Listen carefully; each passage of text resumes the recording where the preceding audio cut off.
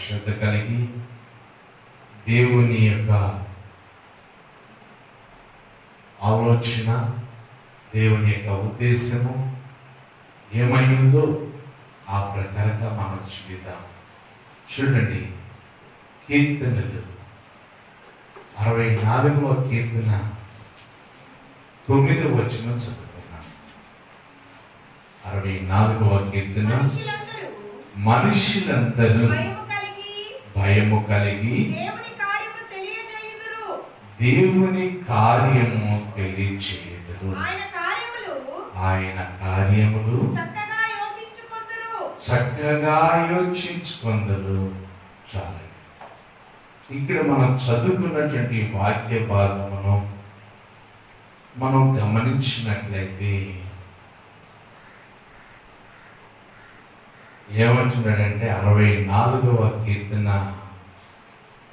9వ వచనం, మనుషులందరూ భయము కలిగి దేవుని కార్యములను తెలియచేయు.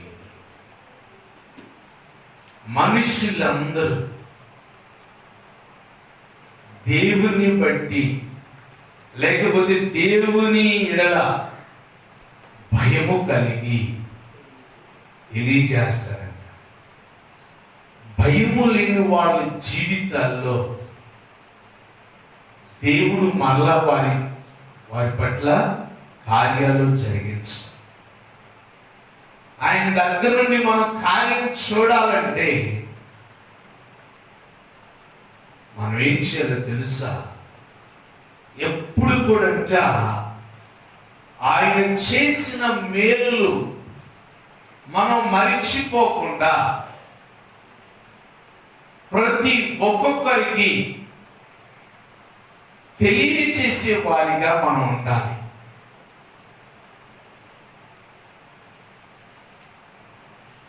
మన యొక్క అనుభూతులు, దేవునితో నీకు మధ్య ఉన్నటువంటి సంబంధం లేకపోతే సహవాసం దేవునిలోనికి వచ్చాక నీవు మరి ఆయనతో నీవు ఎలాగా అనుభూతి నువ్వు పొందుకున్నావో నీవు వాటిని వివరించే వారిగా ఉండాలి. అలాంటి సందర్భంలో దేవుడంట వారి జీవితాల్లో ఇంకా ఎక్కువగా వారికి అనుభూతులు నేర్పడానికి ఆయన ఇష్టపడతాడు.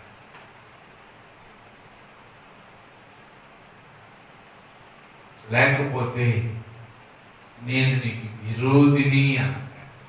దేవుని వాక్యం చూడండి. ఎహెజ్కేలు గ్రంథం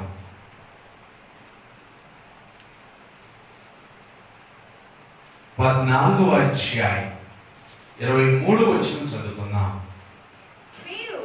మీరు వారి ప్రవర్తనను క్రియలను చూచి నేను చేసినదంతయు నిర్హేతుకముగా చేయలేదని మీరు తెలుసుకొని ఓదార్పు నందుదురు. చాలండి. ఇక్కడ అంటున్నాడు కదా, ఎహెజ్కేలు గ్రంథం 14వ అధ్యాయం 23వ వచనం మనం చదువుకుందాం. మీరు వారి ప్రవర్తన క్రియలను చూసారంటండి. వారి ప్రవర్తన,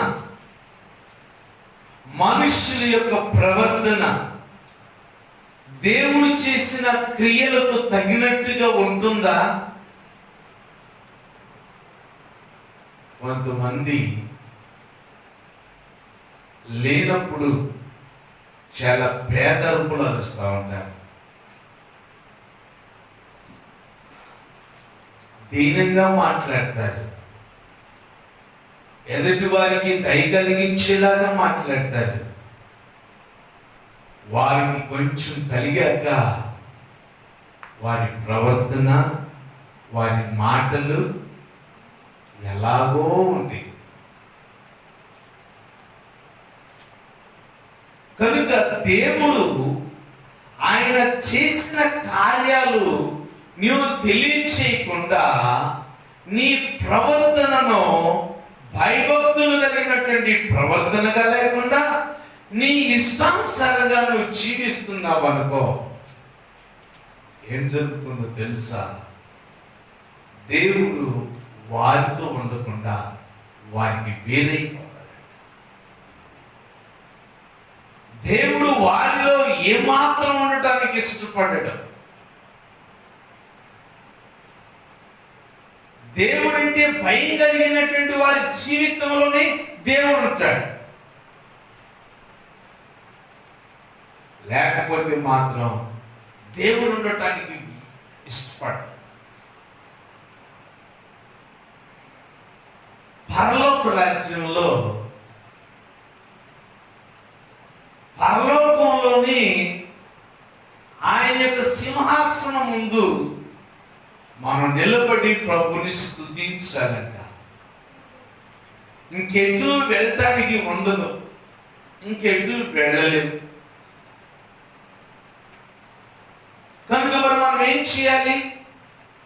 ప్రభు దగ్గర ప్రభు కార్యాల విషయం, ప్రభు చేసిన మేలు విషయం, ఆయనతో నీకు ఉన్నటువంటి సంబంధం గురించి నీవు ప్రతి ఒక్కొక్కరికి తెలియజేసే విధానంలోనే ఉండాలి. నువ్వెక్కడుంటున్నా సరే, నువ్వెటు వెళ్తున్నా సరే, ఆ పనిని పూర్తి చేయాలి. నువ్వు ఉండేది ఎంతకాలం అనుకున్నా ఆ పనిని పూర్తి చేయకుండా ఏయో లోక సంబంధమైన మాటలు పెట్టుకొని ముచ్చట్లలో నువ్వు లీనమైపోయి ఉంటే దేవుని పని ఆగిపోతుంది. దేవుని పని ఆగిపోతే దేవుడు నీ జీవితాన్ని ముగిస్తాడు. దేవుడు నీ జీవితాన్ని ముగించినప్పుడు మనం ఏం చేయగలుగుతాం? ఏమీ చేయ. నేను అనుకుంటాను, ఒక్కోసారి కొంతమందికి దేవుడు వారి ప్రాణాలను ఎవరికి తెలియకుండా తీసుకుంటాడు. ఎవరికి తెలియకుండా తీసుకుంటాడు. ఒక్కోసారి ఊరికెళ్ళి వద్దామని అనుకొని బయలుదేరుతాను. కానీ ఒక్కోసారి వెళ్ళేటప్పుడే ప్రాణం పోవచ్చు, వచ్చేటప్పుడు పోవచ్చు, లేకపోతే యాక్సిడెంట్లో పోవచ్చు. నేను అనుకుంటా మరి వాళ్ళకి కొంతమందికి ఏం చేస్తారు తెలుసా? భర్తకు తెలియకుండా భార్య, భార్యకు తెలియకుండా భర్త ఏం చేస్తారు? డబ్బులు ఎక్కడెక్కడో దాచిపెట్టారు. మరి దాచిపెట్టిన డబ్బంతా కూడా ఏమైపోయిందంట? వాడు చెప్పడానికి ఇక ప్రాణం తిరిగి రాదు. ఇక దేవుడు పిలుస్తున్నాడు, వెళ్ళిపోయాడు.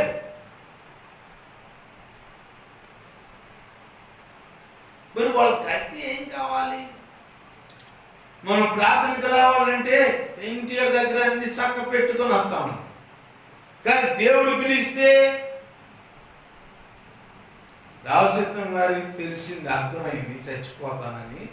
నన్ను బయటికి తీసుకెళ్ళి అంటుందే కానీ మరి బ్యాంకులో అంత డబ్బు ఉన్నాయి, ఇదిగో వీళ్ళు జాగ్రత్త వస్తారు, ఇదిగో ఇది జాగ్రత్త అని చెప్పిందా? ఆ మాట లేదు. ఒకవేళ తెలిసినా చచ్చిపోతానని నీవు ఆ సమాధానం లేకపోతే ఆ జాగ్రత్తలు లేకపోతే ఆ సీక్రెట్స్ చెప్పడానికి నీకు అవకాశం లేదు.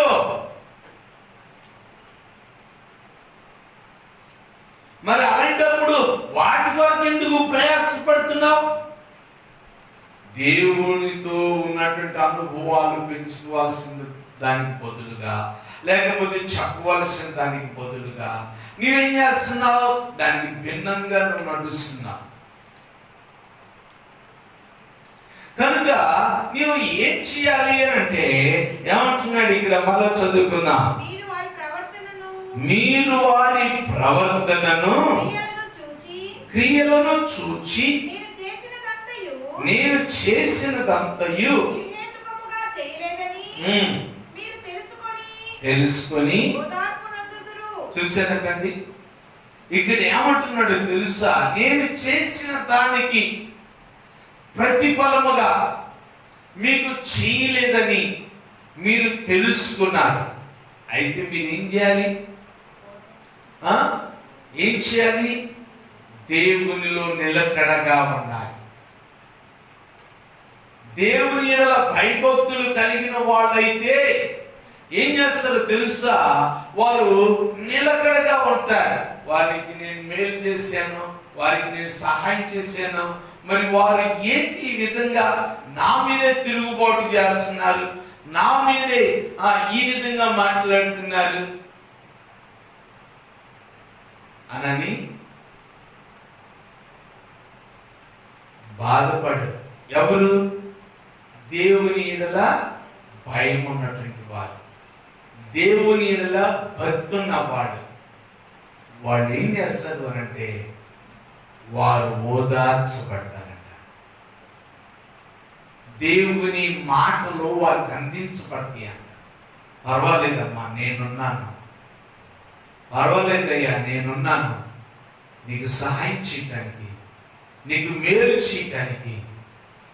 నిన్న ఒక ఆంగారితోటి, ఎందుకమ్మా అనవసరం అనవసరం అంటే, ఏమోలేండి నా ఓపుకున్నంత కాలం చేస్తా, నా ఓపుకున్నంత కాలం చేస్తా, తర్వాత వాళ్ళ సంగతి వాళ్ళు. అంటే ఏంటి? తల్లి ప్రేమ ఇక్కడ గమనించాలి. ఎవరి ప్రేమ? తల్లి ప్రేమ. పిల్లలు తల్లికి వ్యతిరేకంగా ప్రవర్తిస్తున్నా, తల్లికి విరుద్ధంగా నడుస్తుందని తెలుసు, అయినను ఏం చేస్తుంది? తల్లి ప్రేమను కనపరుస్తుంది. వాళ్ళ మీద రివెంజ్ తీసుకోవాలని ఆలోచన లేదు. పక్కమట్టు వాళ్ళు చెప్తున్నారు, ఇంకెందుగా మానవసరం తీసే, పెళ్ళిళ్ళు చేస్తే అయిపోయింది వాళ్ళకి తెలిసి వచ్చింది అని చెప్తుంటే తల్లి ప్రేమ ఎలాగుందో తెలుసా? అలా కాదండి. చూసారా? అలాగే ప్రతి క్రైస్తవుడు కూడా అలాంటి ప్రేమే కలిగి ఉండాలి. దేవుని స్తోత్రం, హల్లెలూయా. దేవుని మేలు చూసి ప్రతి ఒక్కొక్కరు కూడా దేవుని ఎరగనటువంటి వారి ముందు అలాగ కనపరచాలి. రివెంజ్ తీసుకోకూడదు, కత్తి పట్టకూడదు.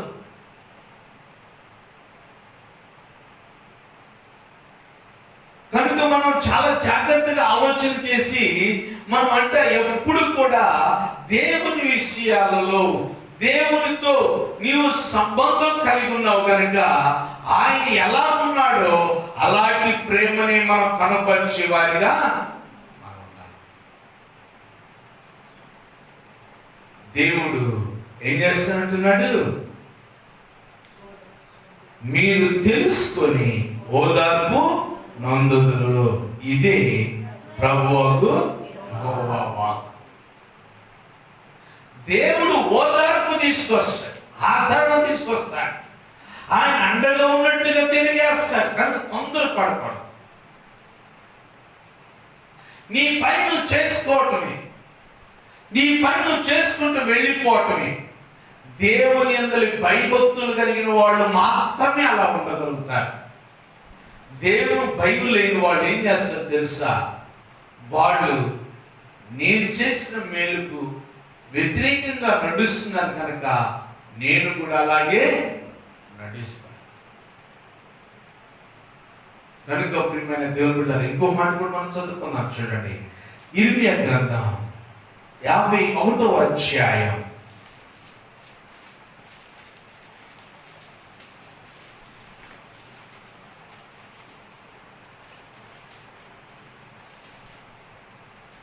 51 10వ చదువుతాం. యెహోవా యెహోవా మన న్యాయమును ఆ రుజువుపరచుచున్నాడు. మన న్యాయమును రుజువుపరచుచున్నాడు. రండి, రండి, సియోనులో సియోనులో మన దేవుడైన యెహోవా చేసిన పని మన దేవుడైన యెహోవా చేసిన పని మనం వివరించుదాము. చూసారంటండి. యెహోవా మన న్యాయమును రుజువుపరచు- రుజువుపరచుచున్నాడు. నువ్వు జీవించిన జీవితం, నువ్వు నడిచిన నడక, నీవు మాట్లాడిన మాట అది న్యాయమైతే అది వృధా కాదు. అది వృధా కాదు. మన వంతు మనం ఏం చేయాలి అంటే న్యాయం చేసేటువంటి వారిగా ఉండాలి. ఎలా ఉండాలంటే న్యాయం చేసే వారిగా, అన్యాయంగా ఆలోచన చేయదు, అన్యాయపు ప్రవర్తన ఆలోచించదు. కొంతమంది అంటూ ఉంటారు, ఏమండి మీరే కదండి ఇలా చెప్పారు, మరి పిల్లల విషయంలో అలా ఉండటం తప్ప తప్ప అంటే తప్పే. ఏంటి తప్పు?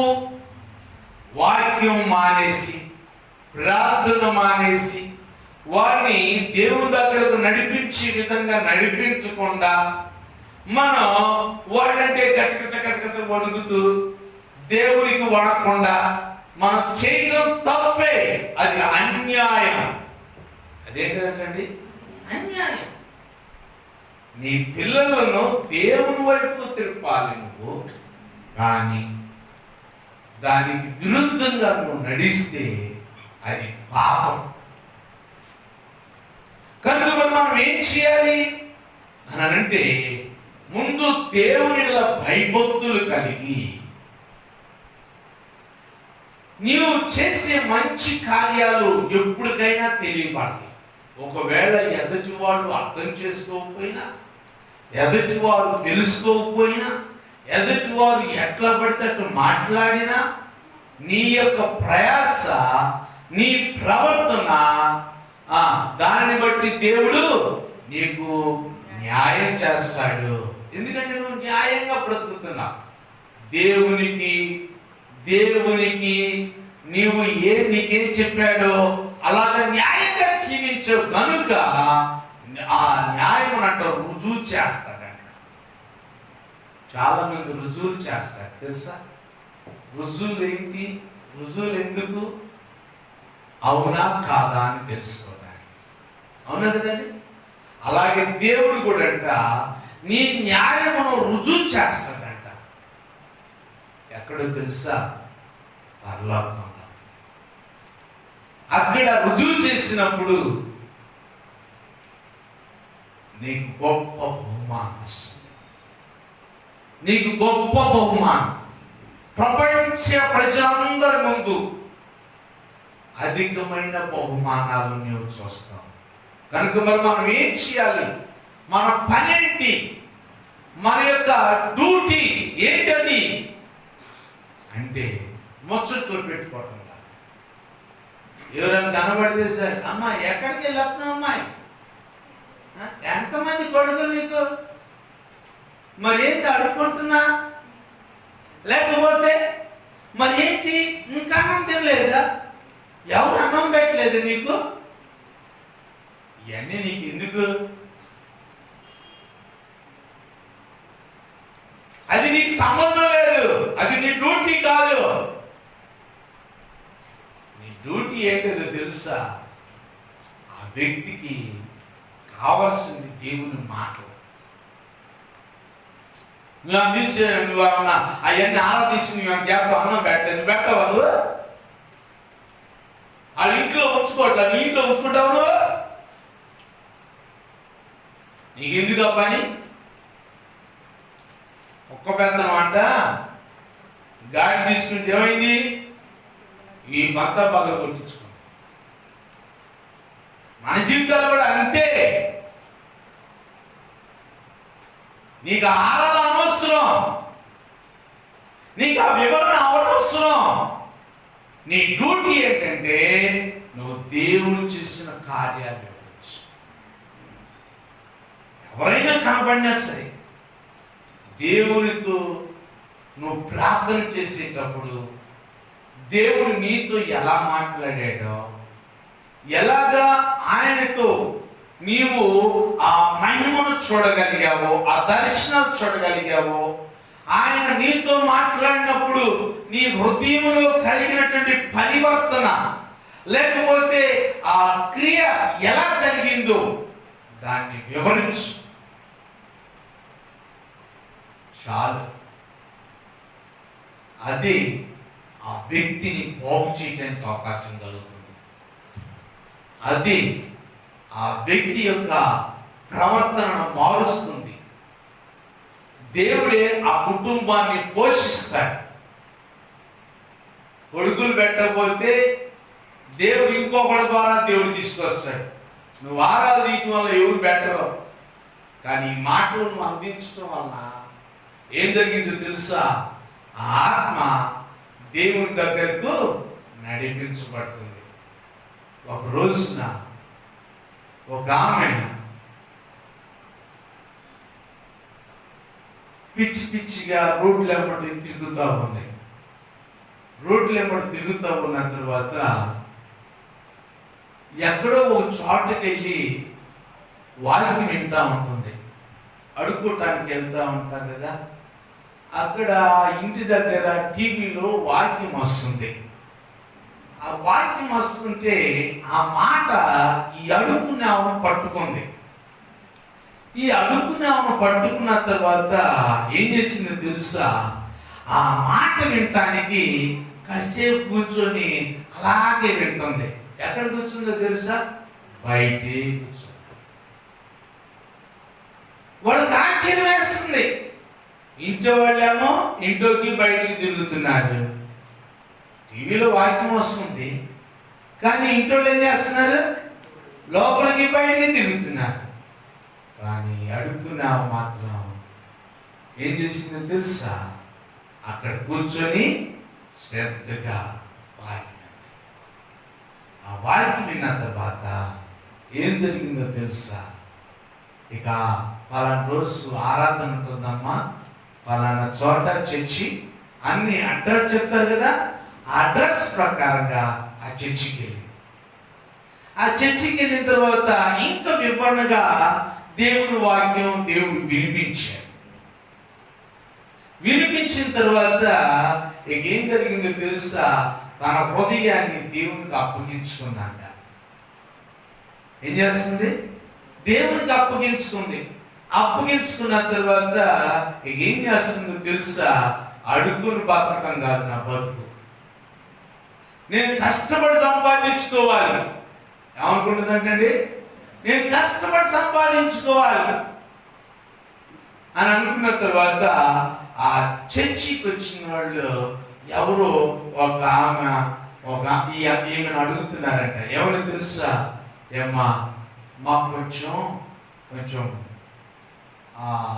ఇంటి ముందు మొక్కలు ఉన్నాయి, వాటికి నీళ్లు పట్టాలి, వాటికి పోషణ చేయాలి, నెలకి ఎంత ఇస్తాం, ఉంటావా అని అడిగారు.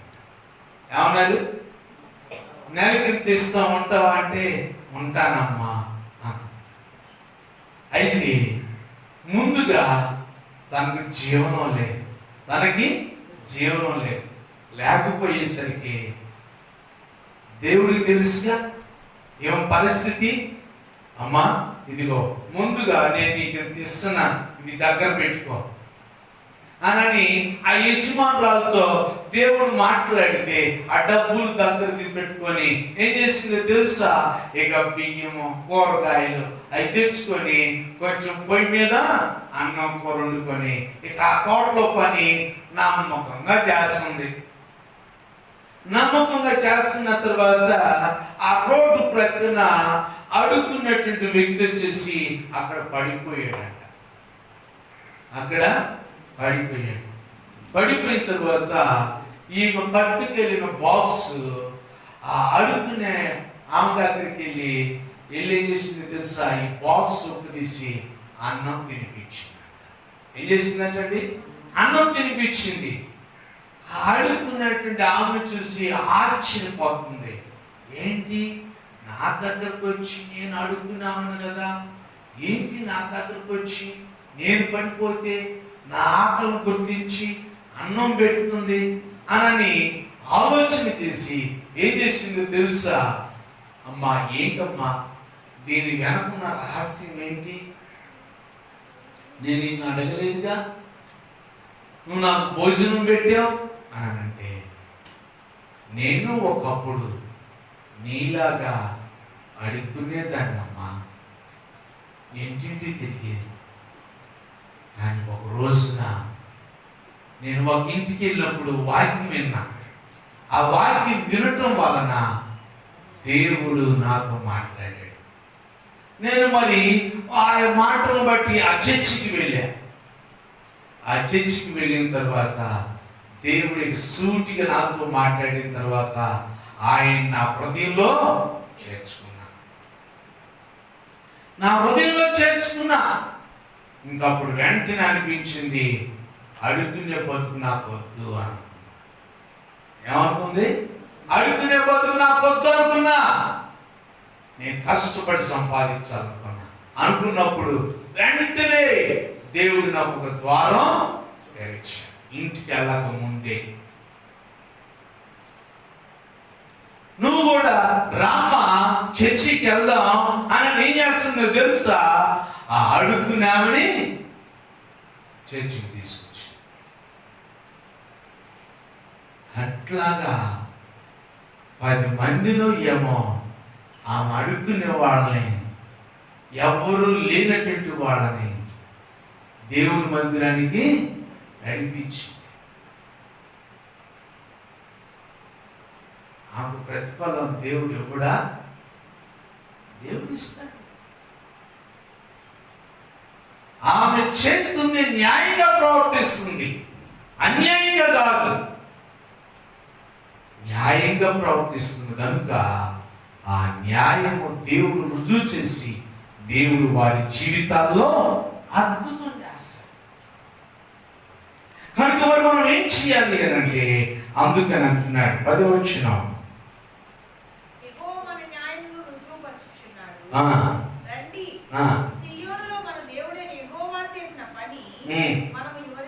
ఏం చేయాలి మరి? వివరించాలి, తెలియచేయాలి. టాబ్లెట్ మనం వేసుకున్నప్పుడు అది ఒట్టిగా ఉంటే అది పనిచేయదు. అది మన బాడీలోకి ఇంకిపోవటం వల్ల అది మన బాడీలో చక్కగా పని జరుగుతుంది. ఆ బలహీనత పోవటానికి అవకాశం కలుగుతుంది. ఈ మధ్య ప్లాస్టిక్ రైస్ వచ్చింది అని అన్నాడు. ఏ రైస్? Plastic rice.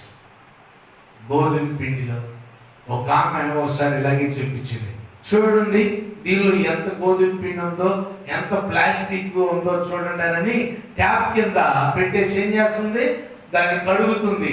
కడిగిన తర్వాత కొంత శుద్ధ అయితే ఏం చేసింది? ఆ ప్లాస్టిక్ ని అక్కడ పెట్టేసేసి. ప్లాస్టిక్ కరగదు, కరగదు. అలాగే దేవుని మాటలు కూడా నీవు అలా ఉంచుకుంటున్నావా? అలా ఉంచుకుంటే ఉపయోగం లేదు. ఏదో ఓడికి వస్తుంది, డబ్బు తీసుకుందాం అనుకుంటున్నా కదా. ఒకసారి ఒక అయ్యగారు మన దగ్గరికి వచ్చారు మీటింగ్స్. ఆయన గారు పగలు వచ్చారు, రాత్రి రాలేకపోయారు. రాలేనప్పుడు నేనేం చేశానంటే, ఈ కానుక మరి సాయంత్రం వస్తానన్నాడని నేను పెట్టలేకపోయిన తర్వాత ఇద్దరం కూడా బంధువులు మీటింగ్కి వెళ్ళి వస్తున్నాం కార్లో. ఆ కార్లో వెళ్ళేస్తా ఉన్న తర్వాత నేనేం చేశాను, ఆయన గారికి పెట్టవలసిన కానుక నా జేబులోనే పెట్టుకున్నా. ఎప్పుడు అవకాశం దొరికితే అప్పుడు పెట్టాలని. ఎందుకని అందరి ముందు పెట్టడం నాకు ఇష్టం లేదు. అందరి ముందు పెట్టడం నాకు ఇష్టం లేదు. కొంతమంది కూడా ఏం చేస్తారు తెలుసా, పెట్టేటువంటి కనుక అందరు చూసేటట్టు పెడతా ఉంటారు. అందరు చూసేటట్టు ఎవరైనా చూసారంటే నీ కానుక ప్రతిఫలం ఉండదని గుర్తించు. దేవుడు ఏమన్నాడు? కుడి చేతి ఇచ్చేది ఎడమ చేయికి తెలియకూడదు అన్నాడు. ఎడమ చేయి కాకుండా పక్కన వాళ్ళు ఎంతో మంది ఉన్నారు. మరి వాళ్ళకు కనబడుతుంది కదా, వాళ్ళు చూస్తున్నప్పుడు నీ వామ్మో ఎంత ఇస్తున్నాడా.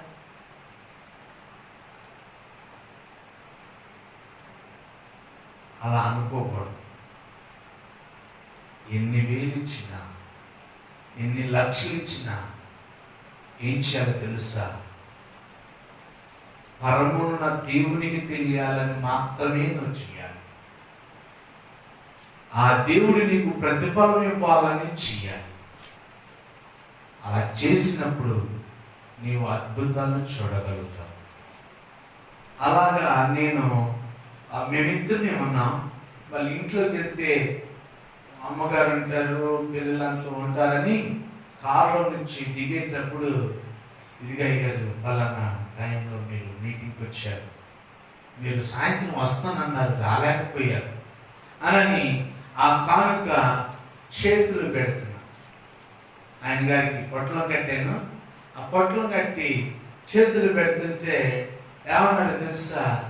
నేను సాయంత్రం వచ్చి పని చేయలేదు, నా పొద్దు అన్నాను. ఉదయం వచ్చి దేవుని మాటలు వినిపించారు కానీ కనుక జీతానికి పాత్రలు కనుక మీరు అలా అనకూడదు, మాకు ఆశీర్వాదం ఉండదని ఏం చేసాం? ఆ కానుక అలా సమర్పించేసాం. కనుక ప్రియమైన దేవుని బిడ్డలారా, మనం చాలా జాగ్రత్తగా ఆలోచన చేయాలి. దేవుడు చేసే కార్యాలను మనం అనేకులకు పంచుకునేటువంటి వారిగా ఉండాలి. చాలా మంది సమయాన్ని వృధా చేస్తూ ఉంటారు, ఎక్కడెక్కడికో వెళ్తూ ఉంటారు, కొంతమంది నిద్రపోతూ ఉంటారు, కొంతమంది ముస్లిం ముచ్చట్లతో పెడుతూ ఉంటారు. ఎవరి దగ్గరికి వెళ్ళినా యేసయ్య కార్యాలు వివరించాలి. దేవుని వాక్యాన్ని మనం చదువుకుందాం. హోషేయ గ్రంథం ఆఖరిగా చదువుకొని మనం ముగించుకుందాం. హోషేయ గ్రంథం 14వ అధ్యాయం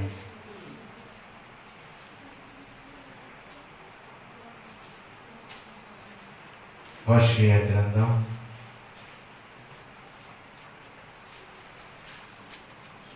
14వ అధ్యాయం 9వ వాక్యాన్ని చదువుతాం.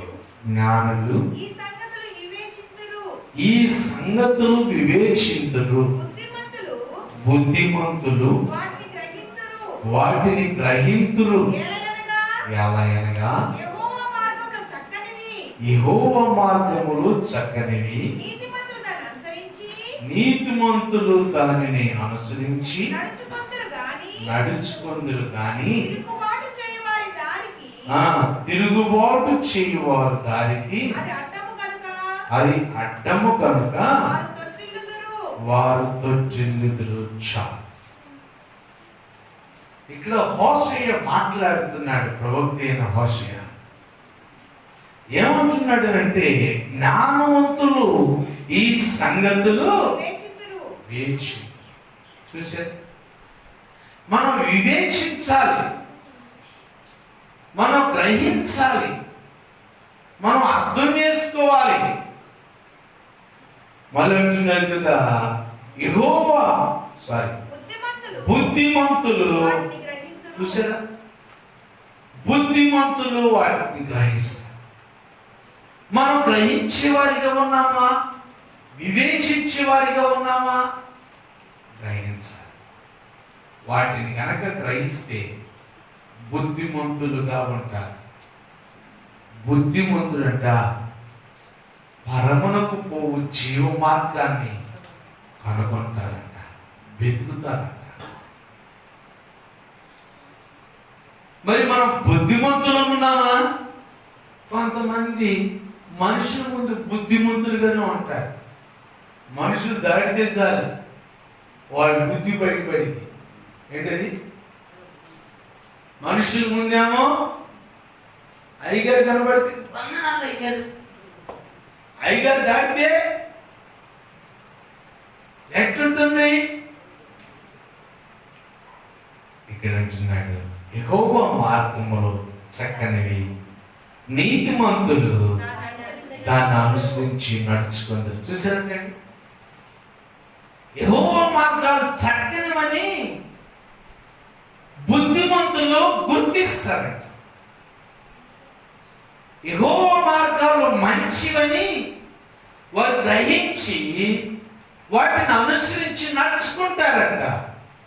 కానీ తిరుగుబాటు చేయవారి దానికి అది అడ్డము కనుక వారు తొట్టారు. తిరుగుబాటు చేసేవాళ్ళు అంటారు.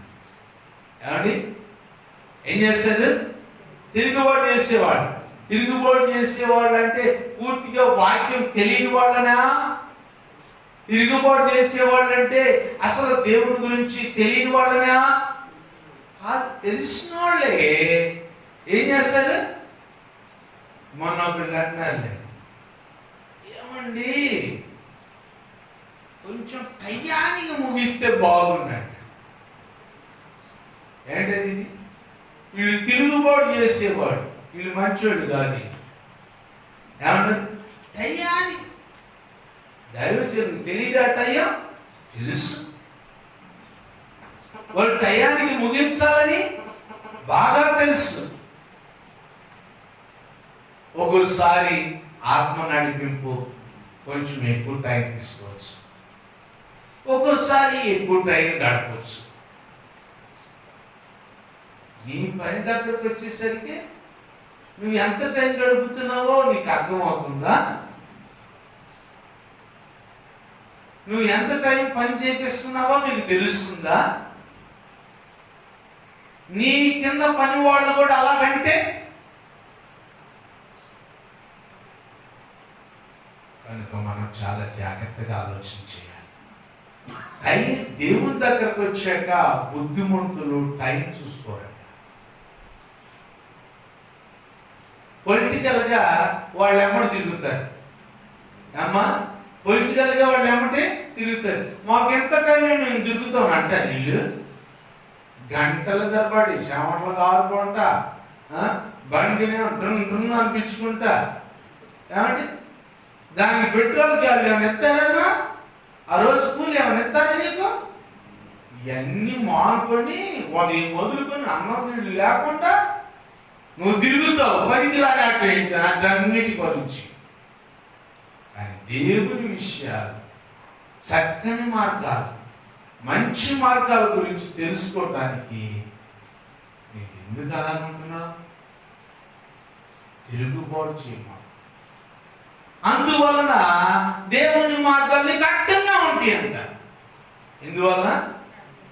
వీళ్ళు చేయటానికి ఇష్టం ఉండదు. అందుకని ఏంటి ఎంతసేపు, అంతసేపు, ఎంత ప్రార్థన చేస్తే మాత్రం అంతసేపు చెయ్యాలా? అందుకని వాళ్ళకి అడ్డంగా ఉంటాయి. ఎలా ఉంటాయంట? అడ్డంగా ఉంటాయి. కనుక వాళ్ళు వివేచింపరు. ఇది మంచా చెడా, ఇది చెడుదా మంచిదా అన్న ఆలోచన వాళ్ళకు రాదంట. కనుక ప్రియమైన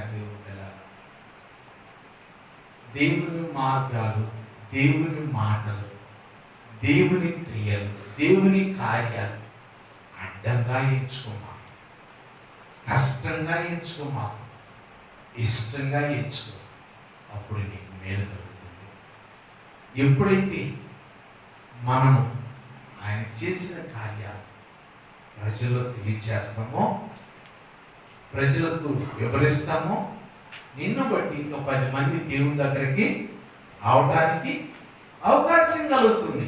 నీవు పొందుకున్న మేలు ఎదటి వాడు పొందుకుంటారు. అరటి మూర్తి గారు చెప్తున్నారు, ఏమన్నా తెలుసా, నా యవ్వన వయస్సులో నేను దేవుని తెలుసుకున్నాను. ఆయన గారు ఇంటర్మీడియట్ అయిపోయిన తర్వాత వాళ్ళ అన్నయ్య గారు మంచి జాబ్ చేస్తున్నారు, ఫారెస్ట్ ఆఫీసర్. అయితే ఈయన గారు కొద్ది కాలం అప్పట్లో ఈయన గారికి బాగోల, జ్వరం వచ్చిన టైఫాయిడ్ వస్తే అక్కడ ఈయన గారిని అక్కడ రెస్ట్ తీసుకుందామని వెళ్ళాడు. వెళ్ళిన తర్వాత మరి అప్పట్లో మరి బ్రిటిష్ వాళ్ళు కదా, మిషనరీలు వీళ్ళంతా కూడా ఉన్నారు. వాళ్ళకి తెలుగు ట్రాన్స్లేట్ చేయాలి. ట్రాన్స్లేట్ చేయాలంటే ఇతనికి తెలుగు ఇంగ్లీషు మంచి పాండిత్యం కలిగినటువంటి వ్యక్తి కనుక ఏం జరిగిందో తెలుసా, ఆ తెలుగు ట్రాన్స్లేట్ చేయడానికి మామూలు పాఠాలు కాదంట, అది బైబిల్లో ఉన్నటువంటి యోహాను సువార్త అంట. ఏంటది? యోహాను సువార్త. ఈ యోహాను సువార్త ట్రాన్స్లేట్ చేస్తుంటే దానిలో మాట ఈయన్ని పట్టుకుంటున్నాయంట. ఏం చేస్తున్నాయి అంటే ఒక్క మాటని పదే తీసి దాన్ని గ్రామర్ కూడా వాళ్ళకి చెప్తున్నారు. మరి ఇంత లోతుగా చెప్పటం వలన ఈయన గారు కూడా ఏం చేయాల్సి వచ్చిందో తెలుసా, ఎక్కువగా చదవాల్సి వచ్చింది. వచ్చిన తర్వాత ఏం జరిగింది అని అంటే ఈయనకు ఒక ఆలోచన వచ్చిందంట. దేవుని మాటలు పట్టుకున్నా ఈయనకు ఒక ఆలోచన వచ్చింది, ఇదేదో బాగున్నట్టుందే, దీనిలో తప్పులు వెలికి తీసి మనం ఎత్తి చూపిద్దాం, పుస్తకం రాద్దాం. వాళ్ళకి వంశపారపర్యంగా ఉందంట. ఏంటది? కవిత్వాలు రాయటం, పుస్తకాలు రాయటం అలవాటు ఉందంట. అందుకని ఈయన కూడా పుస్తకం రాయాలి. యేసు ప్రభు గ్రంథంలో ఉన్న తప్పులు ఆయన అన్నారు కదా, ఏమన్నారు తెలుసా, ఆ పుస్తకం నేను చదువుతుంటే నా తప్పులే బయట చూపిస్తున్నాయి అని అన్నారు. ఏమన్నారు? ఈ బైబిల్ మొత్తం చదువుతున్న తర్వాత, సువార్తలు చదువుతున్న తర్వాత నేను దానిలో ఉన్న తప్పులు బయటికి తీయాలని ఆలోచిస్తే అవి నా తప్పులు బయటికి తీసుకొచ్చేసినాయి. ఆ పక్కన ఇంటర్వ్యూ చేస్తున్నాడు ఒక ఆయన ఫారినర్. ఇక అందరితో యేసయ్యను చేర్చుకొని వదిలేసేవా అని అన్నాడు. లేదు, ఆ మాటలే నా తప్పులే నా ముందు కనపడుతూ నన్ను ప్రతాక దాన్ని తీసేసుకోమని చెప్తుంది. ఏమండి? ఆరోగ్యమూర్తి గారికి ఎవరు నాకు పక్కన గైడెన్స్? దైవజనులు ఎవరు ఉన్నారా? ఎవరు లేరు. అంత డీప్గా మనం వాక్యం వింటున్నామా, లేదా ఆయాసపడుతూ వాక్యం విన్నామా? ఆవలితో వాక్యం వింటున్నావా, నిద్రపోతూ వాక్యం వింటున్నావా? ఈ పనులన్నీ చేసుకుంటా చేస్తే వాక్యం అర్థం కాదు. మరి వాక్యం ఈయన అన్నాడు కదా, నీ తప్పులు ఎట్ట తెలిసినాయి? ఇదిగో అర్థం ముందుకు వెళ్తే నా ముఖం మీద ఏముందో చూపిస్తుంది.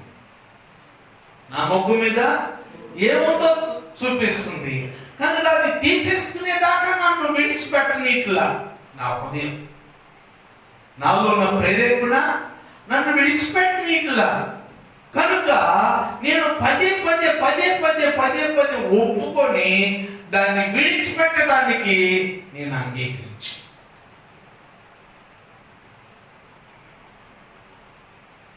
అప్పుడు దేవుడు ఆయన మొత్తం మాట్లాడి.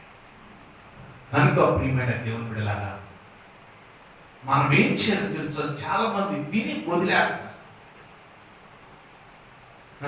వివరించాలా, చెబుదాంలే అనుకుంటారు. ఏం చేస్తాడు?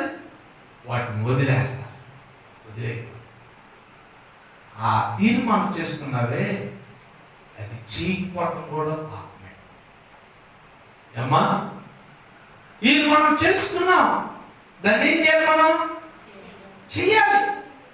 ఎవరితో నన్ను కూర్చున్నాను ఏం చేయాలి? దేవుని గురించి వివరించు, దేవుని కార్యాలు చెప్పు. మరి 50 సంవత్సరాలు పైబడి దేవుని పరిచయం చేశాడు. మనం ఎన్ని సంవత్సరాలు అయింది? ఏమ్మా, ఎన్ని సంవత్సరాలు అయిందండి? గంటకే ఆప్సపాలి. ఏం చేస్తున్నా? గంటకే 50 సంవత్సరాలు ఇంకా ఊరేడు ఓటలాగా మాట్లాడుతున్నారు.